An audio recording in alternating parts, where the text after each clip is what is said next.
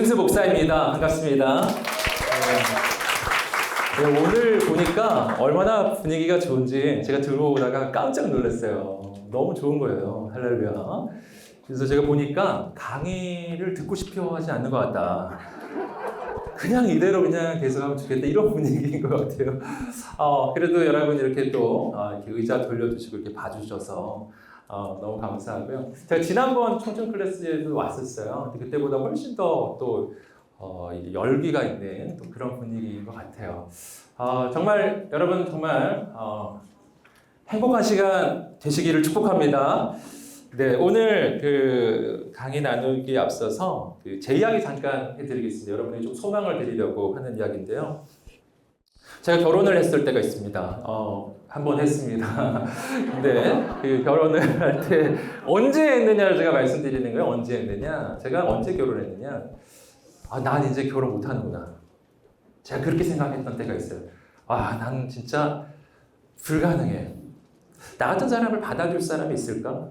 나 같은 사람하고 결혼해줄 여자가 있을까? 막 이런 생각을 하던 찰나였어요. 바로 그때였어요. 바로 그때 제 아내를 만나게 된 거예요. 네. 그리고 제 아내를 만나고 저는 제 아내를 두 번째 만났을 때 이 사람과 결혼할 수 있겠다. 이렇게 생각이 들었던 거예요. 그리고 그에 결혼하였습니다. 그래서 제가 좀 말씀드리고 싶은 건 뭐냐면 저는 제가 정말 결혼에 대해서 완전히 그냥 내려놓고 있을 때 난 안 될 거야 포기하고 있는 그 순간이 바로 하나님께서 예비하신 사람을 보내주시는 순간이었고요. 하나님 역사가 시작됐어요. 그래서 나의 힘이 다한 그 지점이 하나님의 역사가 시작되는 지점이라는 거예요. 여러분 가운데 저 같은 마음 품으신 분 아마 계실 것 같아요. 나 안 될 것 같은데 될까? 바로 지금이 하나님의 때인 줄 믿습니다. 그래서 이번 이 기회가 여러분에게 정말 축복의 기회가 되기를 바랍니다. 오늘 저는 여러분과 함께 이 결혼과 가정에 대해서 나누게 되었는데 얼마나 감사한지 모르겠어요. 제가 주례를 되게 많이 하거든요. 굉장히 주례를 많이 하는데 주례할 때마다 느끼는 게 있어요. 그건 뭐냐면 결혼 예배는 그냥 하나님이 기뻐하시는 예배인 거예요. 한 번도 예외가 없었어요. 언제나 임재가 있고 언제나 축복이 있어요. 여러분 결혼과 가정은요 여러분만 원하는 게 아니에요. 하나님이 더 원하세요. 여러분 여러분의 결혼은요 하나님이 정말 원하시는 거예요. 그래서 여기에 소망이 있다는 거죠. 결혼과 가정을 이룬다는 것은 하나님의 꿈이고 하나님의 소망이에요. 그래서 그분이 이루실 것입니다. 저는 오늘 여러분과 함께 성경적으로 우리의 또 연애와 결혼과 가정 어떻게 이루어가야 할지 좀 하나님의 관점들을 나누고 싶어요. 크게 제가 6가지를 나눌 거예요. 그러나 길지 않습니다. 그래서 오늘 잘 나눌 것이고요. 이 가운데서 정말 결혼과 가정에 대한 하나님의 소망을 품게 되는 은혜가 있기를 바랍니다. 첫 번째 여러분과 함께 나눌 이야기는 가정은 하나님의 신비라는 거예요. 가정은 하나님의 신비. 에베소서 5장 31절 32절에 아주 이 가정이 얼마나 놀라운 공동체인지를 설명해 주는 이 구절이 있습니다. 앞에 우리 자막 나오고 있는데요. 한번 읽어보겠습니다. 시작. 이러므로 사람이 부모를 떠나 그의 아내와 연합해 둘이 한 육체가 될 것이다. 이 비밀이 큽니다. 나는 지금 그리스도와 교회에 관해 말하고 있습니다. 에베소서 5장은요, 본래 남편과 아내에 대한 이야기를 하는 거예요. 남편과 아내가 서로 어떻게 사랑해야 할지, 남편이 아내를 사랑하는 것은 그리스도가 교회를 사랑하듯, 그리고 아내가 남편을 사랑하는 것은 교회가 그리스도에게 복종하듯 그렇게 사랑하는 거예요. 그래서 남편과 아내가 어떻게 사랑하는지를 그리스도와 교회의 관계로 설명해 주는 거예요. 부부의 관계를 그리스도와 교회로 설명해 주었어요. 그런데 이 끝까지 가면 지금 에베소서 5장의 마지막 부분이거든요. 이 마지막에 이 사도 바울은 그 지금까지 하던 이야기를 뒤집어요. 이것은 비밀이다 라고 이야기하면서 뭐라고 말하냐면은 나는 지금 그리스도와 교회에 관해 말하고 있다고 이야기해요. 즉 무슨 말이냐면은 부부를 설명하기 위해서 그리스도 교회를 이야기하는 것인 줄 알았더니 반대였던 거예요. 그리스도와 교회에 대해 말하기 위해 부부에 대한 이야기를 한 것이었어요. 여기서 우리는 놀라운 사실을 발견하는 거예요. 남편과 아내의 사랑, 연애 관계에서는 형제와 자매, 남자와 여자의 그 사랑, 그 사랑의 관계는 바로 그리스도와 바로 교회의 사랑의 상징이라는 거예요. 그걸 보여주는 거예요. 이게 얼마나 중요한 것이냐면 여기서 우리는 남자와 여자가 서로 사랑하게 되는 이 영적 원리를 알게 돼요. 그래서 정말 하나님 안에서 한 남자와 한 여자가 서로 사랑을 하게 되잖아요. 무슨 일이 일어나냐면 그 사랑 속에서 예수님의 사랑을 경험하게 되는 거예요. 이런 거예요. 이 여자가 남자의 사랑을 받죠? 그 사랑 속에서 하나님 안에서의 사랑을 얘기해요. 하나님 안에서 서로 사랑하잖아요. 그러면 그 사랑을 받으면서 아, 예수님이 날 이렇게 사랑하시겠구나. 이렇게 느끼는 거예요. 남자는 여자를 바라보면서 사랑의 마음이 생기잖아요. 그때 이걸 깨닫는 거예요. 아, 주님이 날 바라보실 때 이렇게 바라보시겠구나. 그래서요, 하나님 안에서 남자와 여자가 서로 사랑하잖아요. 그러면 그 사랑 통해서 예수님을 더 깊이 만나게 돼 있어요. 그래서 더 깊이 주님과 친밀해지게 돼 있어요. 굉장히 놀라운 관계인 거예요. 이 가정은요, 정말 하나님의 나라의 상징으로 가득해요. 가정에 또 하나의 관계가 있죠. 그것은 바로 부모와 자녀와의 관계입니다. 부모와 자녀 관계도 마찬가지입니다. 이것도 하나님을 보여주는 관계예요. 부모는 자녀를 바라보면서 내 마음에 나타나는 이 사랑을 경험하며 하나님이 날 이렇게 바라보시겠구나. 이렇게 알게 되고요. 자녀는 부모의 사랑을 받으면서 아, 하나님이 이렇게 좋은 분이구나를 알게 되는 거예요. 가정은 하나님의 나라의 상징으로 가득한 공동체예요. 그래서 예수 안에서 가정이 세워지면 이 가정을 통해 하나님이 세상에 보여지는 것입니다. 가정은 하나님을 세상에 보여주는 바로 하나님의 가장 놀라운 방법이에요. 저는 여러분이 이런 가정의 꿈을 꾸게 되기를 주님의 이름으로 축복합니다. 두 번째 이야기는 결혼이란 하나님의 디자인이라는 것입니다. 창세기 2장 18절을 보시면요, 하나님께서 처음으로 이 아담을 바라보시며 결혼에 대해서 이야기하시는 장면이 나옵니다. 우리 함께 읽어볼까요? 읽어보겠습니다. 시작. 여호와 하나님께서 말씀하셨습니다. 사람이 혼자 있는 것이 좋지 않으니 내가 그에게 알맞은 돕는 사람을 만들어 주겠다. 자, 여러분, 이것이 누가 한 말인가요? 하나님께서 하신 말씀이에요. 누구 바라보면서요? 아담 바라보면서. 이때 아담이 아직 결혼하지 않았습니다. 아직 하와가 없었어요. 여러분, 아담을 바라보시면서 아담이 결혼해야 할 것 같아. 아담한테는 신부가 필요해. 내가 신부를 만들어줘야겠다. 이렇게 말씀하신 분이 하나님이시라고 하는 놀라운 사실입니다. 여러분, 놀랍지 않으세요? 아담이 결혼에 대해서 생각도 하고 있지 않을 때 그때 하나님이 먼저 생각하신 거예요. 하나님이 먼저 아담에게 신부가 필요한 것을 생각해 주신 거예요. 전 우리가 마찬가지라고 믿습니다. 나보다 나의 결혼에 대해 더 관심이 있으신 분, 그리고 나에게 배우자가 필요하다는 것을 너무너무 잘 아시는 분, 그래서 가장 좋은 사람을 예비하시는 분이 하나님이신 줄 믿습니다. 그래서요, 하나님께서 아담에게 하와를 지어주신 거예요. 그리고 하나님이 바로 인류 최초의 커플 매니저가 되시고 인류 최초의 주례자가 되신 거예요. 여러분, 그 하나님께서 분명히 세워주실 것입니다. 자, 여기서 이 질문이 좀 나옵니다. 어떤 질문이냐면은, 그러면 결혼을 위해서는 어떻게 기도해야 할까라는 거예요.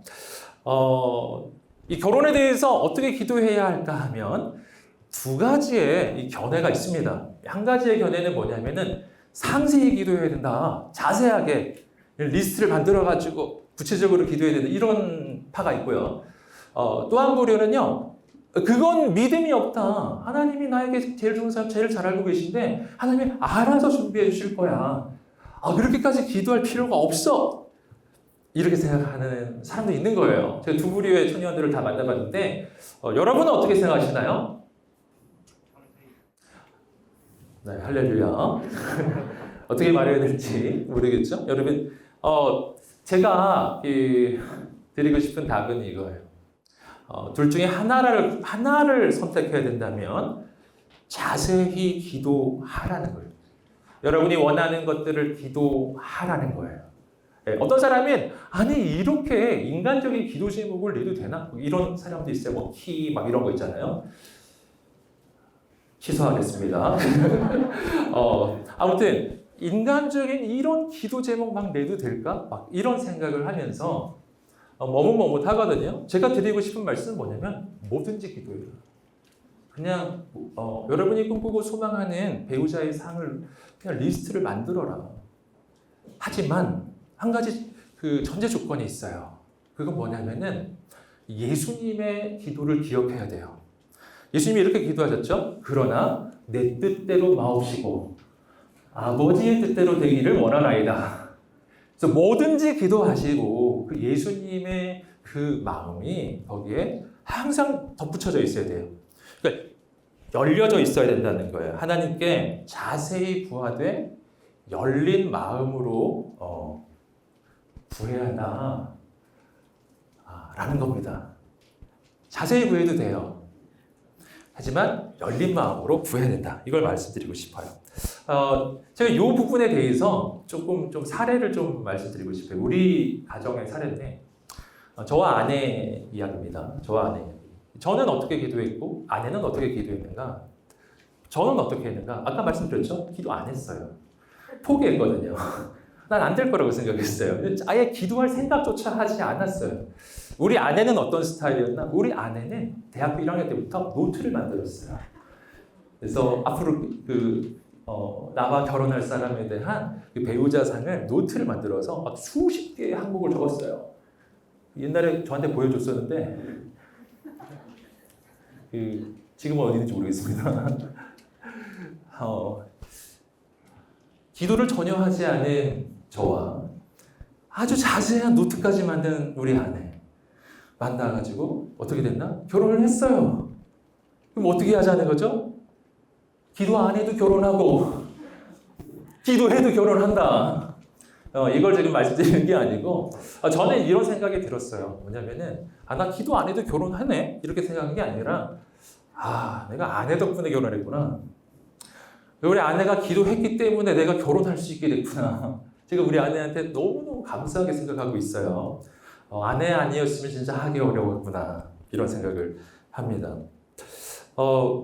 그렇다면은 그 아내가 작성했었던 그 수십 개의 항목의 그 기도 제목들은 어떻게 됐을까? 응답이 됐을까요? 우리 아내는 결혼을 하던 그날 너무너무 기뻤대요. 할렐루야. 너무 좋았대요. 근데 그렇게 기뻤던 것이 오래가지는 못했어요. 이제 결혼을 하고 신혼에 들어갔는데, 왜냐하면 제가 너무너무 초보 남편, 초보 아빠였기 때문이에요. 너무 시행착오를 많이 했어요. 제가 정말 너무너무 못해줬습니다. 예. 그래서 사실은 그때는 제가 잘 몰랐는데 저희 아내는 신혼 초에 너무너무 힘들었다고 해요. 너무너무 괴로웠다고 하더라고요. 제가 나중에서야 알았어요. 그러니까 이렇게까지만 보면은 아내가 결혼하기 전에 했던 그 모든 기도들은 안 이루어진 것 같지 않습니까? 이루어진 줄 알았는데 결혼을 하고 나서 보니까 안 이루어진 거예요. 그런데 저는 이제 제가 결혼한 지 이제 19년 막 이렇게 접어들고 있는데요. 이 시간이 지나가면서 깨닫는 게 있습니다. 이게 뭐냐면은 아내가 그렇게 기도했던 기도는 땅에 떨어지지 않았다는 거예요.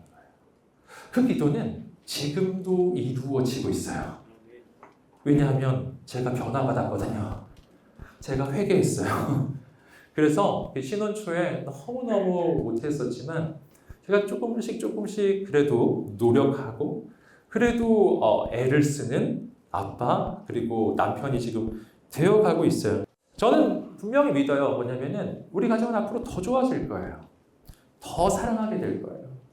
그래서 저는 이 기도에 대해서 이렇게 말씀드리고 싶은 거예요.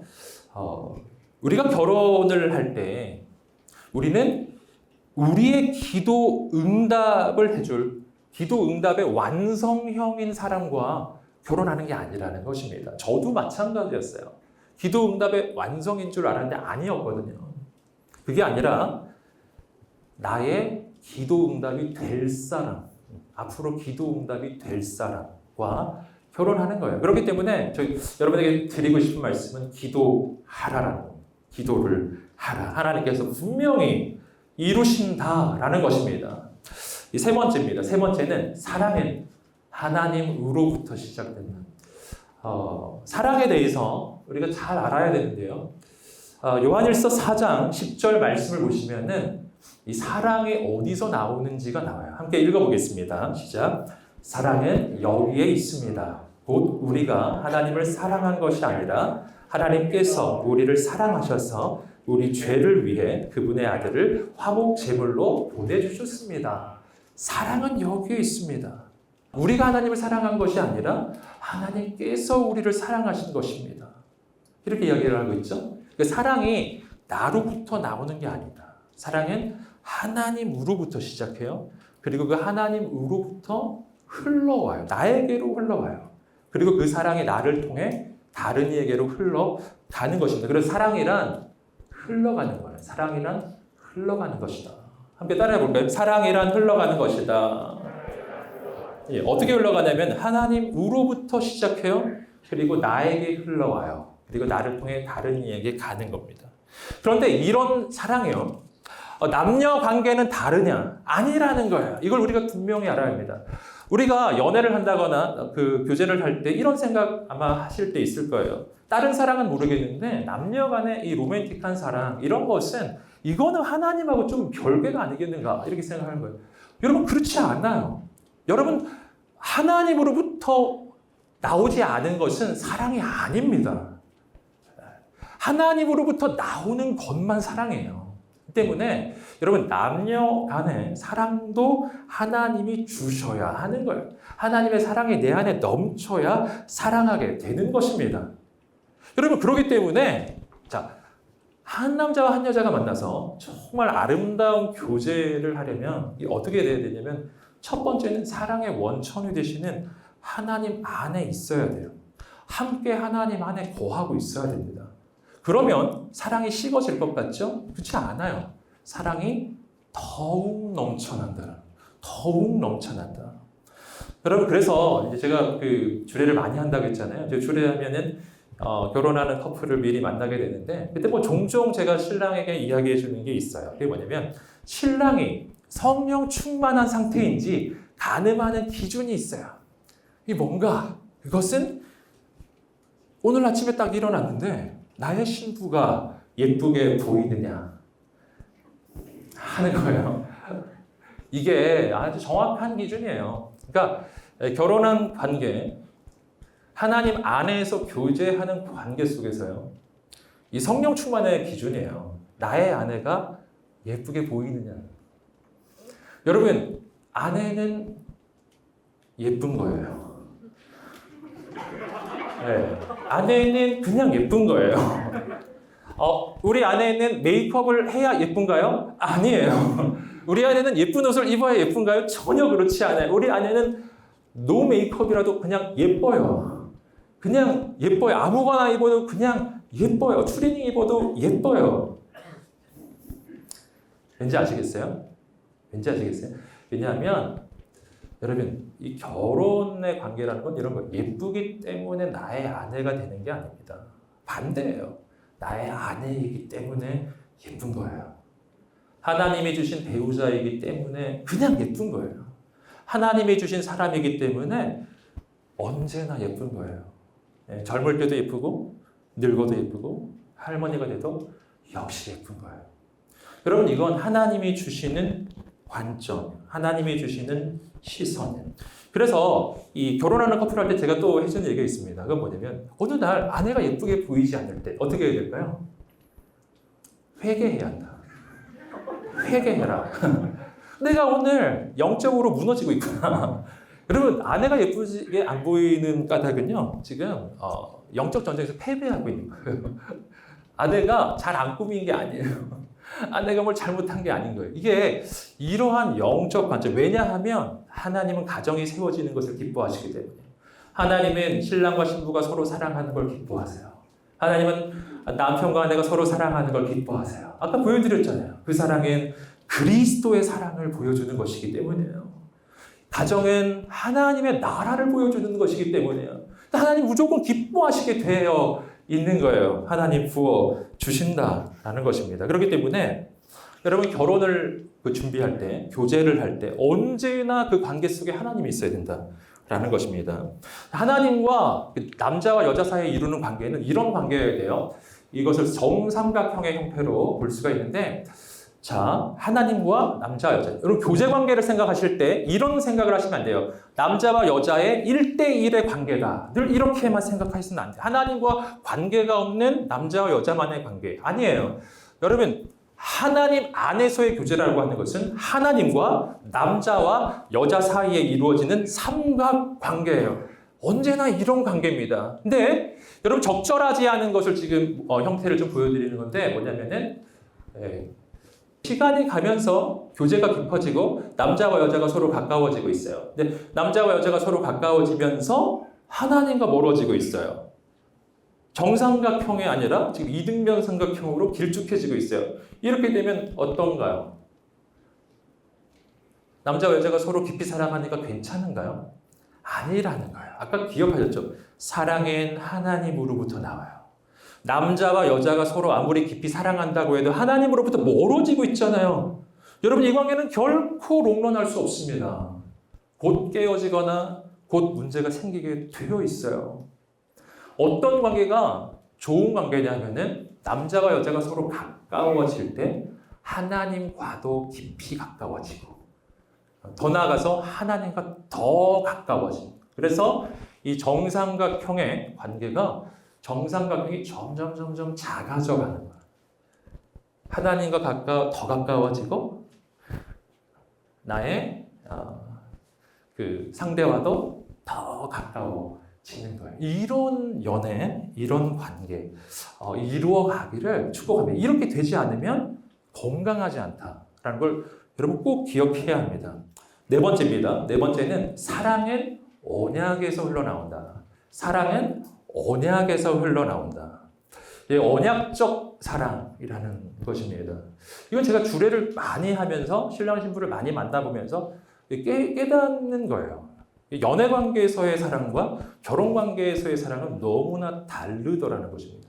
여러분, 연애가 좋습니까? 결혼이 좋습니까? 그럼 이 시대의 청년들한테 이것을 물어본다고 한다면 고민을 할 거예요. 결혼이란 굴레이고 속박이고 부담이라고 많이 생각하기 때문이에요. 연애가 좋다는 생각을 많이 하지 않습니까? 그냥 부담이 없으니까, 의무도 없으니까, 즐기기만 하면 되니까. 여러분, 그런데 어느 쪽 사랑이 더 좋으냐 하는 것입니다. 연애의 사랑, 결혼 관계의 사랑. 이 사랑을요, 이렇게 표현해 볼 수 있어요. 연애 관계의 사랑을 감정적 사랑이라고 한다면 결혼 관계의 사랑을 언약적 사랑이라고 할 수 있어요. 여러분, 이 시대의 사랑 너무 많이 이야기하는 거지만 너무나 불안해요. 너무나 두려워요. 그런 경험 안 해보셨나요? 연애를 하고 있는데 너무나 불안해요. 어떤 경우죠? 그 사랑이 감정적이기만 한 경우.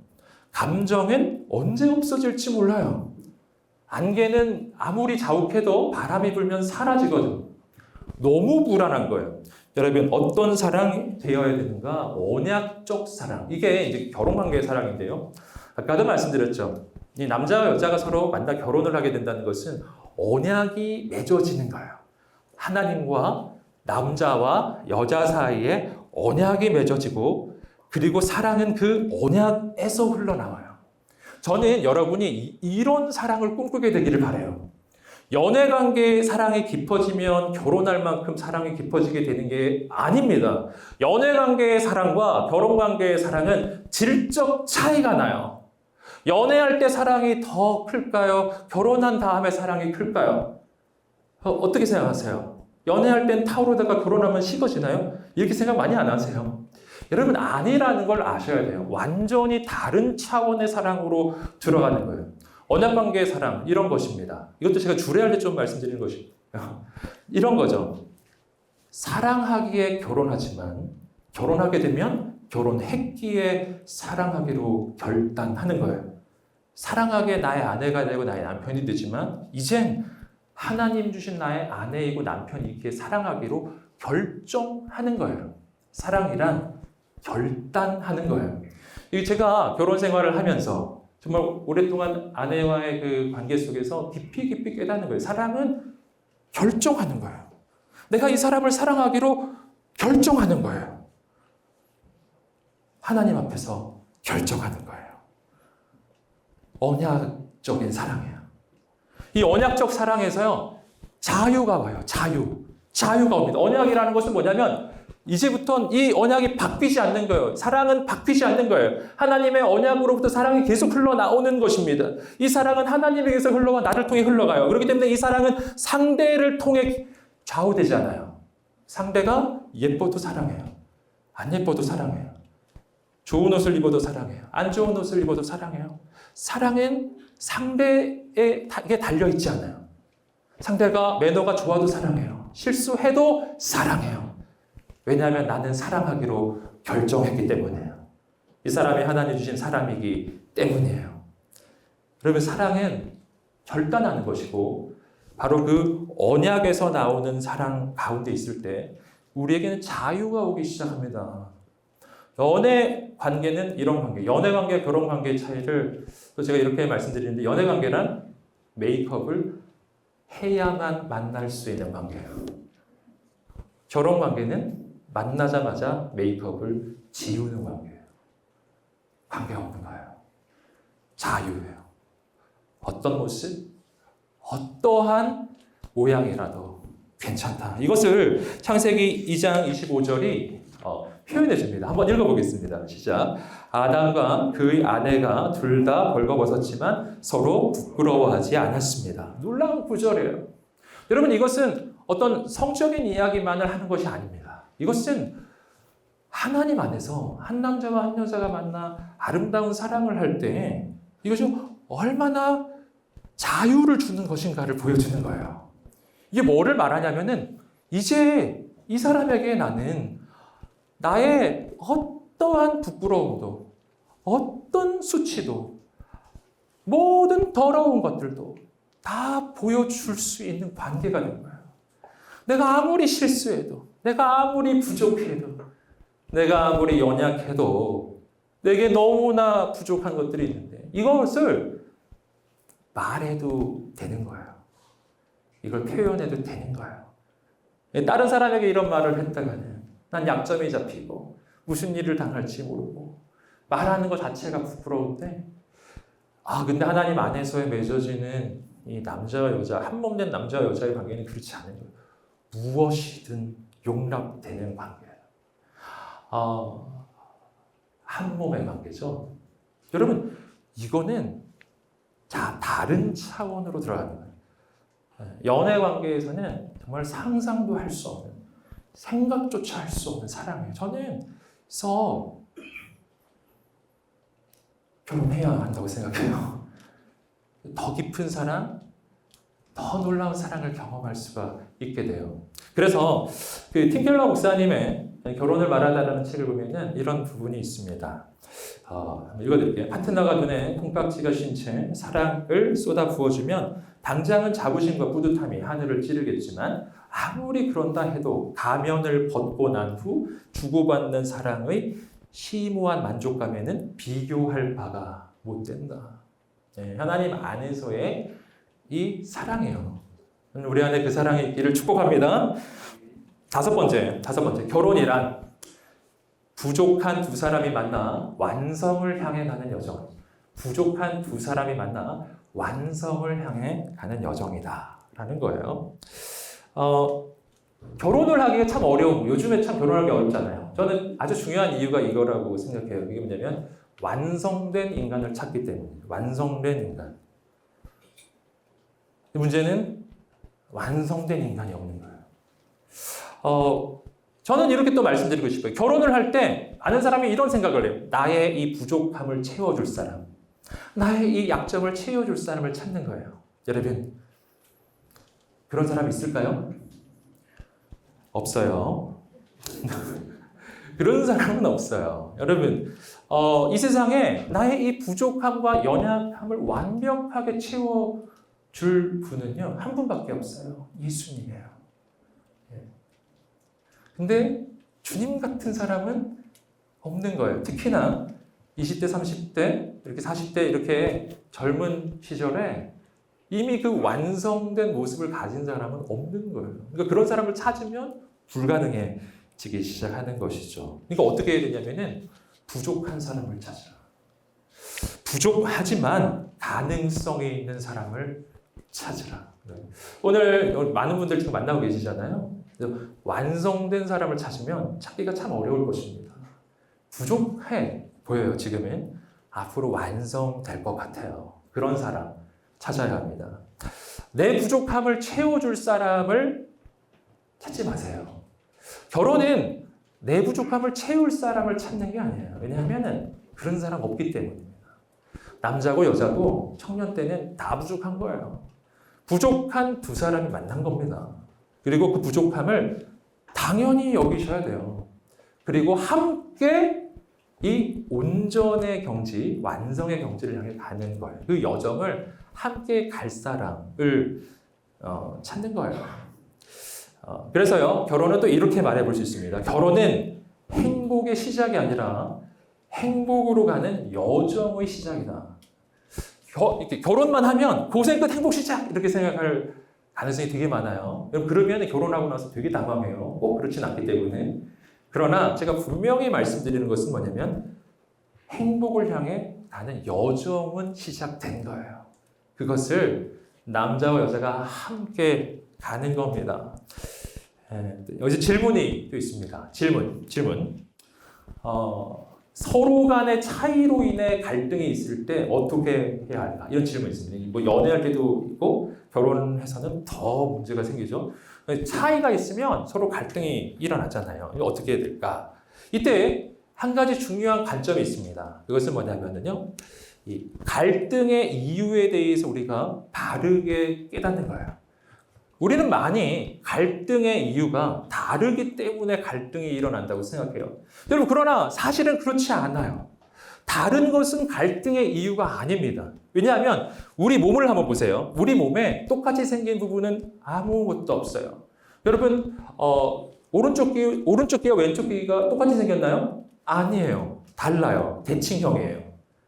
똑같이 생긴 건 없어요. 우리 몸에서 다 다르게 생겼어요. 하지만 다르기 때문에 한 몸이 되는 것이거든요. 다르니까 하나가 될 수가 있는 거예요. 이게 원래는 그런 것입니다. 근데 우리가 다르기 때문에 갈등한다, 이렇게 자꾸 생각하는 겁니다. 다르기 때문에 갈등하는 게 아니에요. 더 중요한 원인은 성숙하지 않은 거예요. 이게 제일 중요한 원인입니다. 예수님을 보시면 알 수 있어요. 여러분, 예수님은 갈등하시나요? 예수님이 누군가와 갈등을 하시나요? 여러분, 그렇지 않아요. 주님은 어떤 분이신가요? 그럼 주님은 갈등하지 않아요. 그냥 상대를 위해서 죽어요. 갈등이 일어나자면 십자가에 못 박혀요, 그냥. 할렐루야. 여러분, 갈등은 다르기 때문에 일어나는 게 아니에요. 정말 성숙해지잖아요. 그러면 갈등이 사라지는 것입니다. 그러니까 어떻게 바라보아야 하냐면은 갈등이 생길 때 저 사람이 뭘 잘못했을까? 이걸 묵상하면 정말 돌이키기 어려워지는 거죠. 이렇게 생각해야 돼요. 내가 부족하구나. 내가 미숙하구나. 이렇게요. 나를 돌아보아야 한다는 거예요. 그때 여러분, 변화의 가능성이 생겨나는 거예요. 갈등에 또 한 가지 이유가 있습니다. 그것은 뭐냐면 충분히 사랑하지 않기 때문에. 충분히 사랑하지 않기 때문에. 이걸 깨달아야 돼요. 갈등이 일어나잖아요. 아무리 갈등이 있어도 그 갈등보다 내 사랑이 더 크면 그 사랑이 그 모든 갈등을 덮게 돼 있어요. 예수님이 그걸 보여주시잖아요. 예수님처럼 세상과 갈등하신 분이 없어요. 그러나 예수님은 세상을 위해 죽어주셨어요. 갈등이 사라져요. 거기서 부활이 일어나요. 놀라운 구원이 일어나는 거예요. 여러분, 사랑이 부족한 거라고요. 그래서 지금 하나님 주시는 사랑을 구해야 한다. 이것이 드리고 싶은 말씀이에요. 마지막입니다. 6번째, 가정은 하나님의 꿈입니다. 이거 한번 따라해 볼까요? 가정은 하나님의 꿈입니다. 네. 창세기 1장 27절, 28절의 말씀인데 그 가운데 28절 다 함께 읽어보겠습니다. 시작. 하나님께서 그들에게 복을 주시며 그들에게 말씀하시기를 자식을 많이 낳고 번성해 땅에 가득하고 땅을 정복하라. 바다의 물고기와 공중의 새와 땅 위에 기는 모든 생물을 다스리라. 여기서 이것이 인간을 지으실 때 하나님이 주셨던 사명입니다. 문화명령이라고 부르는 사명이거든요. 인간에게 처음 주신 명령 속에 인간을 향한 하나님의 이 꿈이 담겨져 있어요. 내용을 잘 보시면 요약하면 이렇게 되어 있는 거예요. 자식을 많이 낳고 번성하고 땅에 가득하라. 이게 한 덩어리고요. 그 다음에 땅을 정복하고 다스리라. 이게 두 번째 덩어리입니다. 즉 생육하고 번성 하나. 이게 합쳐서 한마디로 얘기하면 가정이에요. 이건 가정에서 일어나는 일이기 때문이에요. 두 번째, 정복하고 다스리는 것. 이건 일터이죠. 그래서 하나님께서 인간을 지으실 때 두 가지의 비전을 주신 거예요. 하나는 가정, 두 번째는 일터입니다. 근데 우리가 오해해서는 안 되는 것은 뭐냐면은 이 두 가지 중에서 어느 쪽이 앞이냐는 거예요. 어느 쪽이 우선순위냐. 잘 보시면 생육과 번성이 앞쪽에, 즉 가정이 앞에 나오더라. 하나님이 인간에게 주시는 그 꿈은 두 가지, 가정과 일터인데 그 중에서 가정이 앞쪽이라는 것입니다. 여기서 우리는 가정을 향한 관점을 바꿔야 된다는 걸 알게 돼요. 왜냐하면 가정은 나의 비전을 이루기 위한 베이스 캠프가 아니라는 거예요. 가정은 가정 자체가 비전이에요. 가정이 세워지는 그 자체가 비전이에요. 저는 이 마음을 여러분 모두 다 품게 되기를 축복해요. 그래서 내 가정을 통해 내가 뭘 이루어야지가 아니에요. 하나님 보시기에 행복하고 아름다운 예수 믿는 가정을 세우잖아요. 그것이 바로 하나님이 우리에게 주셨던 첫 번째 비전이에요. 그 비전을 우리가 함께 품게 되기를 축복합니다. 그러니까 가정은 어떤 것보다 우선순위로 오는 거예요. 무엇보다. 다른 것을 위해 희생하는 수단이 아니라 무엇보다 우선순위로 오는 거예요. 왜냐하면 이 가정을 통해서만 이루어지는 일이 있기 때문이에요. 이 가정을 통해서만 이루어지는 두 가지가 있습니다. 첫 번째, 생명의 탄생. 두 번째는 믿음의 계승이에요.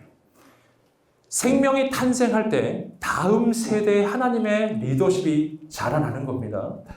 믿음이 계승되어야 다음 시대 부흥이 이어져 가요.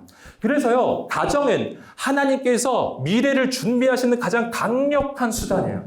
가정은 우리가 이루어가는 아름답고 행복한 꿈이기도 하지만 동시에 다음 시대 하나님의 역사를 이루어가는 하나님께서 예비하신 가장 강력한 공동체이며 가장 영광스러운 공동체인 것입니다. 저는 이 마음을 우리가 품게 되기를 축복해요. 그래서 이 시대에 약한 마귀들은 어떻게 해서든지 가정이 세워지는 것을 방해해요. 그래서 이 시대의 가정이 위기를 맞이하고 있지 않습니까? 결혼하기는 점점 어려워지고 정말 그 결혼의 개념조차 흔들리는 이 시대의 상황이에요. 여러분, 이건 예사일이 아닌 거예요. 여러분, 이건 영적 전쟁의 측면으로도 볼 수 있어요. 삶의 모든 상황과 여건을 통해서 가정을 세우는 꿈을 빼앗아 가는 거예요. 그래서 여러분, 청년 세대를 3포 세대라고 하잖아요. 근데 3포의 내용이 뭐예요? 연애, 결혼, 출산이에요. 연애, 결혼, 출산.